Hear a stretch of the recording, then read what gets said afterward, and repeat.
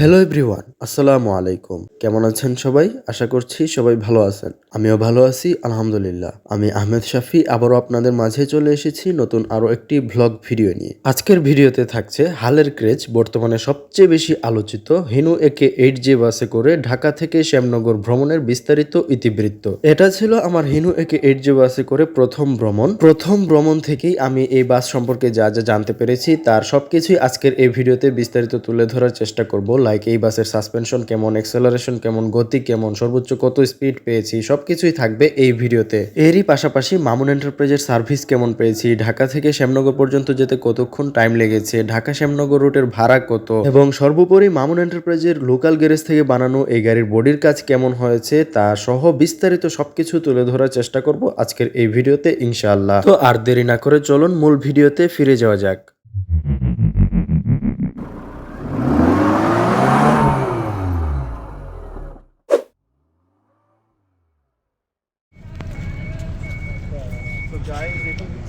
এখন আমরা অবস্থান করছি ঢাকার সায়দাবাদে। এখান থেকে আজকে আমরা ভ্রমণ করব সাতক্ষীরা জেলার অন্তর্গত একটি উপজেলা শ্যামনগর পর্যন্ত। শ্যামনগর উপজেলা দেশের দক্ষিণাঞ্চলের একেবারে শেষ মাথায় পড়েছে, অর্থাৎ ইন্ডিয়ার বর্ডারে। তো বলা যেতে পারে দেশের মিডল থেকে এক প্রান্তে চলে যাব আজকে আমরা হিনু একে 8J বাসে, এই 12-5304 করে। ইয়েস, 5304 দেশের ইতিহাসে রেজিস্ট্রেশন অনুযায়ী সর্বপ্রথম 8J বাস এটা। 8J বাসে এটা যেমন আমার প্রথম ট্রিপ ছিল, তেমনি মামুন এন্টারপ্রাইজের এই বাসের প্রথম অফিসিয়াল ট্রিপ ছিল এটা। অর্থাৎ দেশের ইতিহাসে সর্বপ্রথম 8J বাস দিয়ে মামুন এন্টারপ্রাইজের সর্বপ্রথম ট্রিপ নিয়ে আমি আমার প্রথম যাত্রা করছি হিনু একে 8J তে ঢাকা থেকে শ্যামনগর পর্যন্ত। সেদিনের শিডিউলটা মূলত এরকম ছিল, সিলেট থেকে ঢাকা পর্যন্ত 1J গাড়ি দিয়ে নিয়ে আসছে যাত্রীদেরকে, তারপর ঢাকা এনে সেই বাসের যাত্রীদেরকে 8J তে উঠিয়ে দেওয়া হয়েছিল। আচ্ছা, ওসব নিয়ে পরে কথা বলা যাবে, চলুন এবার ইন্টেরিয়রটা একটু দেখে নেওয়া যাক। এই হচ্ছে হিনু একে 8J বাসের ড্যাশবোর্ড, এই হচ্ছে সিট। 40 সিটের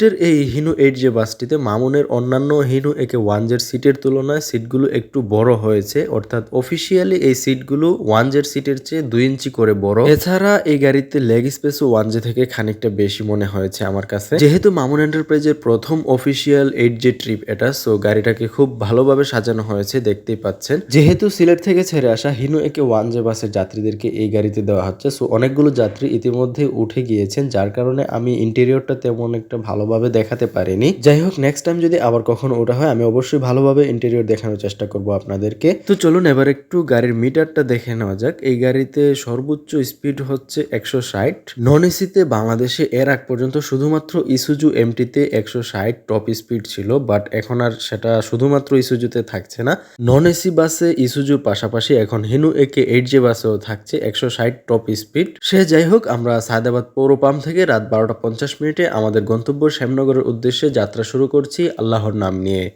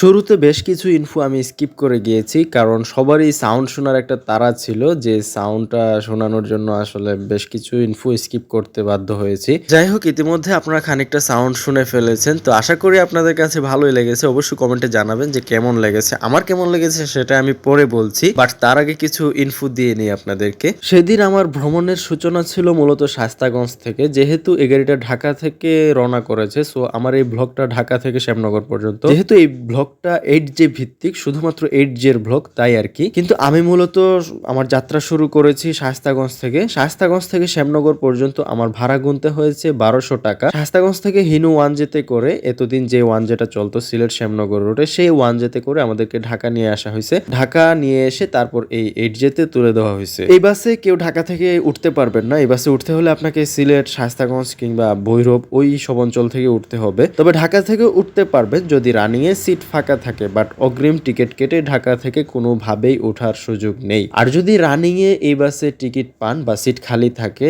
সেই হিসেবে যদি পান টিকিট, তো সেক্ষেত্রে আপনাদেরকে ঢাকা থেকে শ্যামনগর পর্যন্ত ভাড়া গুনতে হবে 800 টাকা। যদিও অফিসিয়াল ভাড়া ঢাকা থেকে শ্যামনগর পর্যন্ত 850 টাকা, তবুও 50 টাকা ডিসকাউন্ট দেওয়া হয়। আর সাতক্ষীরা পর্যন্ত তাদের ভাড়া হচ্ছে 750 টাকা এবং যশোর পর্যন্ত 650 টাকা। এই হচ্ছে ঢাকা থেকে ওইদিকে যাওয়ার হিসাব। আর যদি সিলেট, শায়েস্তাগঞ্জ এসব অঞ্চল থেকে যান, তাহলে আপনাকে 1000-এর উপরে ভাড়া খরচ করতে হবে যেখানেই যান না কেন।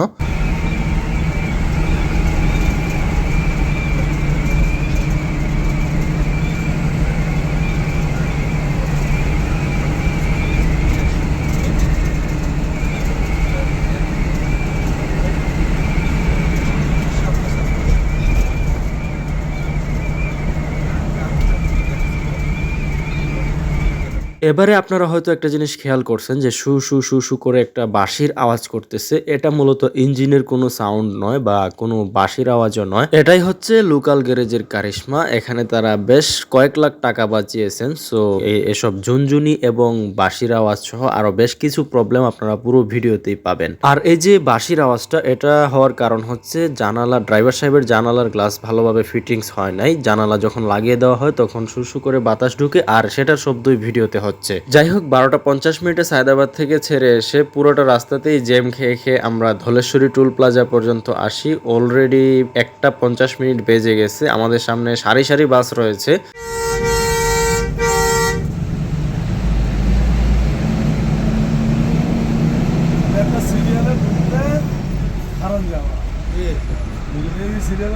জ্যাম ঠেলতে ঠেলতে ফাইনালি আমরা টুলে এসে পৌঁছলাম। টুল পে করছেন আমাদের উস্তাদ আজিজ মামা। তো টুল পে করার পর আমরা পুনরায় যাত্রা শুরু করব আমাদের গন্তব্য শ্যামনগরের দিকে। আমাদের সামনে সিলেট দর্শনা রুটের পূর্বাশা, মেবি এটা লুলা। দেখুন, অনেকক্ষণ পরে আমরা ফাঁকা রাস্তা পেয়েছি। আশা করি এখন আপনাদেরকে ইঞ্জিন সাউন্ডটা ভালোভাবে টেস্ট করাতে পারবো।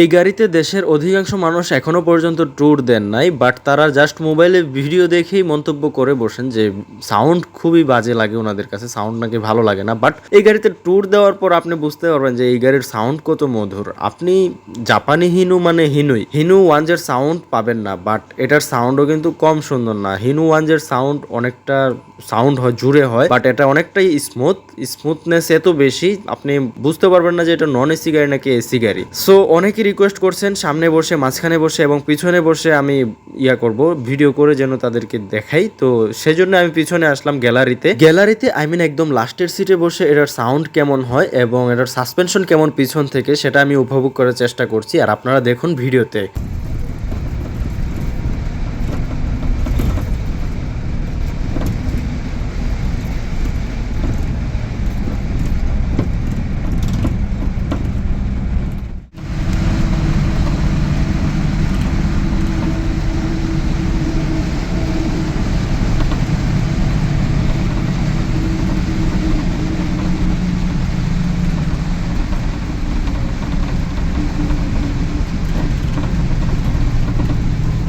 জাস্ট লোকাল গ্যারেজের বডি হওয়াতে এই সাউন্ডটা পাচ্ছেন। প্রচুর বাতাস ঢুকে এই গাড়িতে, ম্যাক্সিমাম বাতাসের শব্দ। তবে পিছনে বসলে যদিও গাড়ির গতি অনেক বেশি মনে হয়, বাট সাউন্ড কিন্তু খুবই স্মুথ। আমার মনে হয় এই গাড়িতে যদি বাংলা এসি বানানো হয় তাহলে সেটা একটা পারফেক্ট কম্বো হবে। সবকিছু মিলিয়ে আমি অলরেডি সামনেও বসেছি, পিছনেও বসেছি, আমার কাছে সাসপেনশনটা মনে হয়েছে খানিকটা লাফায়, বাট এই গাড়ির সাসপেনশন বাংলাদেশের নন এসিতে সবার সেরা। এমন সাসপেনশন আমি মার্সিডিজ বেঞ্চ OF16 এসেও পাইনি। ইসুজুর কথা তো বাদ দিলাম, ইসুজুর তুলনা শুধু গতির ক্ষেত্রে আসে, সেক্ষেত্রে আবার অ্যাক্সেলারেশনের দিক থেকে ইসুজু পিছিয়ে পড়বে। এটার অ্যাক্সেলারেশন অনেক ফাস্ট ভাই, এটা মানতে হবে। আর হিনো ওয়ানজের সাথে তুলনা করলে আপনি জাস্ট একটা জিনিসই ফিলটা আপনি মিস করবেন ওয়ানজের, সেটা হচ্ছে সাউন্ড। বাট এটাতেও কিন্তু ওয়ানজের সাউন্ডটা খানিকটা আসে, বাট খুবই স্মুথলি। সেটা হচ্ছে প্রথম 2-3 গিয়ারে কিন্তু ওয়ানজের অনেকটা সাউন্ড পাওয়া যায়, আমি যেটা খেয়াল করেছি। তারপর সাউন্ড হারিয়ে যায়, একদম গায়েব হয়ে যায়। আর দেশে যেসব চেসিস চলে লুলা, ফুসু বা অন্যান্য চেসিসের সাথে এটার আসলে তুলনা দেওয়ার কোনো মানেই হয় না। এটাকে আরো করা হবে, অপমান করা হবে ওইসব চেসিসের সাথে তুলনা দিলে। তবে যে 3টা চেসিসের সাথে তুলনা দিচ্ছি ওই 3টা চেসিসের ফাদার, অফিসিয়াল ফাদার, আমি এই নাম অলরেডি দিয়ে ফেলছি। আপনারা যদি ভ্রমণ করেন তাহলে আপনারাও বুঝতে পারবেন কেন দিয়েছি। হিনো একে 8J this is the official father of Isuzu MT134Q, Mercedes bench OF1623 and Hino একে 1J।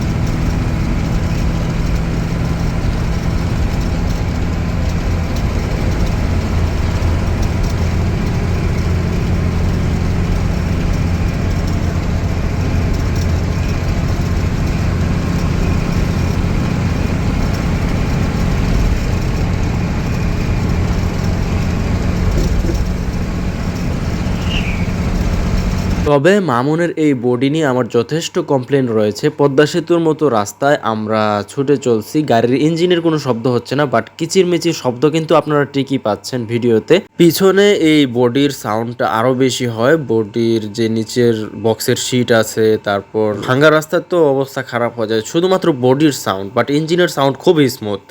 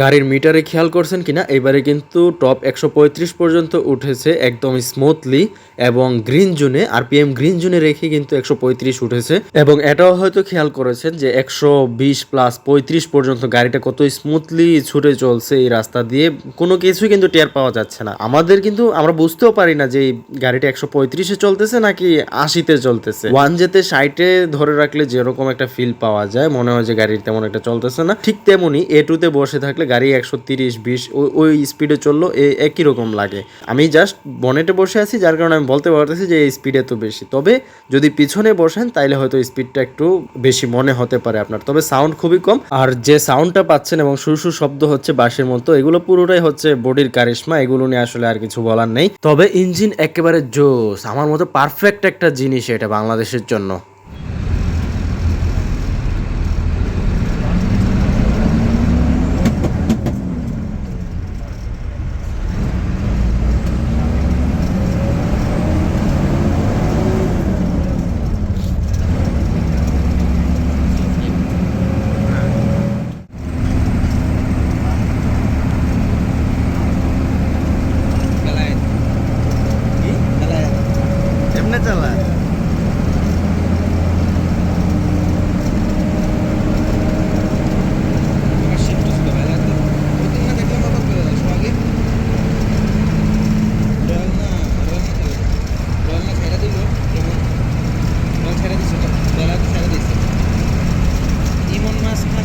ঘড়িতে বাজতেছে রাত 2:40। আমরা অলরেডি ভাঙ্গা ক্রস করে এসেছি। এখানে ছোট্ট একটা যাত্রা বিরতি দেওয়া হয় আমাদেরকে 5 মিনিটের, যদিও বা কেউ নামেনি এখানে, তো আমরা নেমেছিলাম জাস্ট 2টা ক্লিপ নেওয়ার জন্য।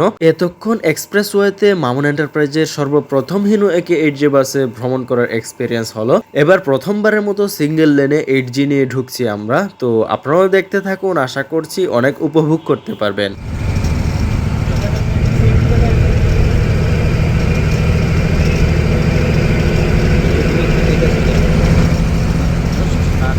ভাঙ্গা পার হয়ে আমাদের উস্তাদ বক্সে গান বাজাচ্ছিলেন এবং সেই তালে উনি ড্রাইভিং করতেছিলেন, বাট আমার জন্য এটা একটা প্রবলেম, যদিও উপভোগ করেছি অনেক। এটা প্রবলেম হওয়ার কারণ হচ্ছে আমি ভিডিওতে যদি গান থাকে তো কপিরাইট খেয়ে যাব, সো আপনাদেরকেও হয়তো আর সাউন্ড শোনাতে পারছি না যেহেতু গান আছে।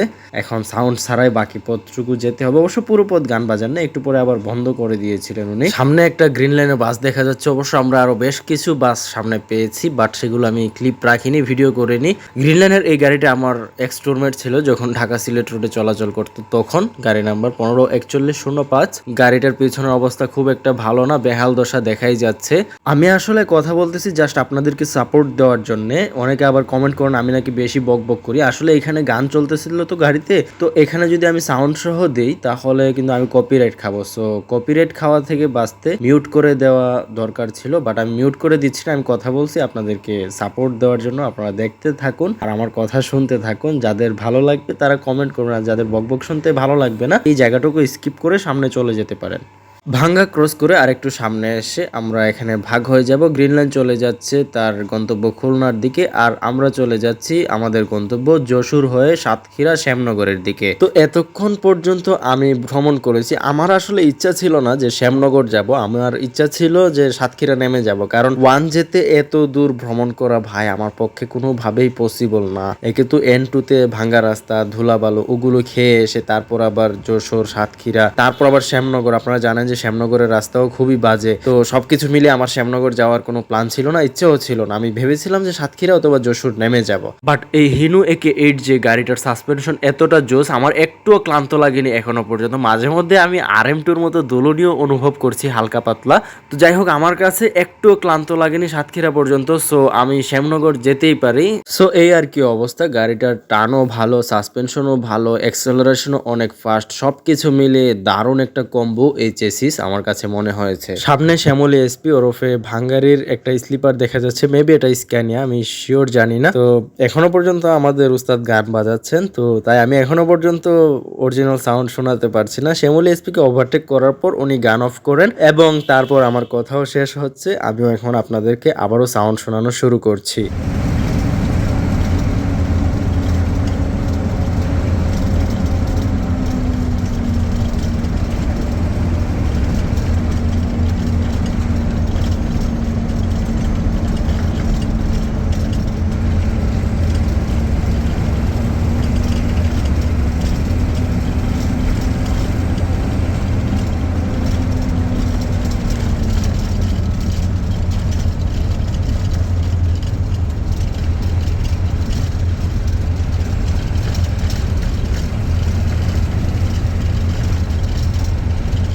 রাত প্রায় 4:10 বাজতেছে। আমরা ইতিমধ্যে চলে এসেছি যশোর। এখানে কিছু যাত্রী ছিল আমাদের। যাত্রীদেরকে নামিয়ে আমরা পুনরায় আমাদের গন্তব্য শ্যামনগরের উদ্দেশ্যে যাত্রা শুরু করছি।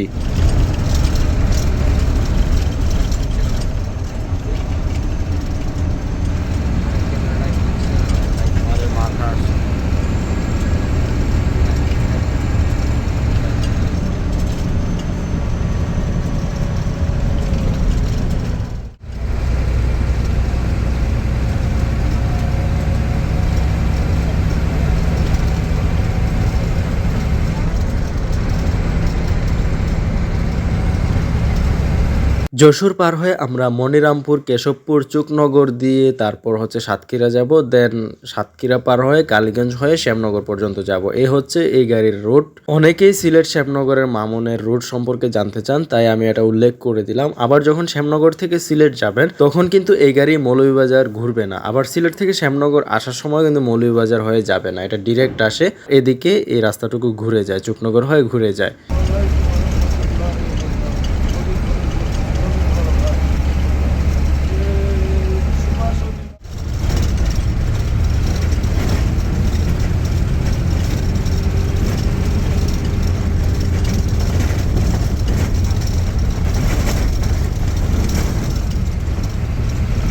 যশোর পার হয়ে আমি আর খুব বেশি একটা ভিডিও করিনি, ফোনে চার্জ ছিল না এজন্য। তো 5:20-এর দিকে আমরা সাতক্ষীরা অতিক্রম করি এবং এখন বর্তমানে আমরা সাতক্ষীরা থেকে শ্যামনগরের উদ্দেশ্যে যাত্রা করছি। এই দিকের রাস্তাটা খুবই বাজে। আমি আবার সাতক্ষীরা পার হয়ে কিছুক্ষণ ঘুমিয়ে নিয়েছি, যেহেতু ফোনেও চার্জ ছিল না আর ক্লান্তও ছিলাম। ক্লান্ত না অতটাও, 1G-তে থাকলে হয়তো আরো বেশি ক্লান্ত থাকতাম, 8G-তে গায়ে লাগেনি তেমন একটা। সো সবকিছু মিলে আর অল্প কিছুক্ষণের মধ্যে আমার এই ব্লগটা শেষ হতে যাচ্ছে। ওভারঅল সবকিছু মিলিয়ে আমি যদি এক কথায় বর্ণনা করি তাহলে ভাই এই চেসিসের উপরে এখনো পর্যন্ত বাংলাদেশে আর কোনো একটা সিঙ্গেল নন এসি চেসিসও আসেনি। আমি যতগুলো চেসিসে ভ্রমণ করেছি এখনো পর্যন্ত আমার কাছে এই গাড়িটা সবচেয়ে বেস্ট মনে হয়েছে। তো এই গেল চেসিসের হিসাব। চেসিসের দিক থেকে এটা একটা পারফেক্ট চেসিস, বাট এই ভাঙ্গা রোডে যদি মামুন চালাইতে থাকে তাহলে কতদিন টিকে ওটাই হচ্ছে দেখার বিষয়। এখন আসি মামুনের বডি নিয়ে। মামুনের বডি নিয়ে অনেকগুলো কথা আমি বলেছি ভিডিওতে, এই কথাগুলোই থাকবে শেষেও। বডিটা আমার ভালো লাগেনি একদমই, তবে ফ্রন্টটা এগ্রেসিভ ছিল। অন্যান্য ইকোনো বা হিমালয়ের চেয়ে এই মামুনের ফ্রন্টটা আমার কাছে ভালো লাগছে, তবে ব্যাগ ভালো লাগেনি কোনোটারই, ইকোনো কিংবা হিমালয়ের ব্যাগও ভালো লাগেনি। ওভারঅল সবকিছু মিলিয়ে এ হচ্ছে আমার রিভিউ বা ব্লগ, যেটাই বলেন না কেন। তো এখন আমরা অতিক্রম করছি সাতক্ষীরা কালীগঞ্জ পার হয়ে, খুব সম্ভবত কালীগঞ্জ পার হয়ে গেছি। আমি এদিকটা খুব বেশি একটা চিনি না, এটাই আমার প্রথমবারের মতো শ্যামনগর যাওয়া এবং এটাই হয়তো লাস্ট, আর কখনো যেতে পারবো কিনা জানি না। তো আমি আবারও মাঝখানে আসছি এখন। এখান থেকে সাউন্ড এবং সাসপেনশন একটু ফিল নেওয়া যাক, আপনারাও একটু ভিডিওটা এনজয় করেন।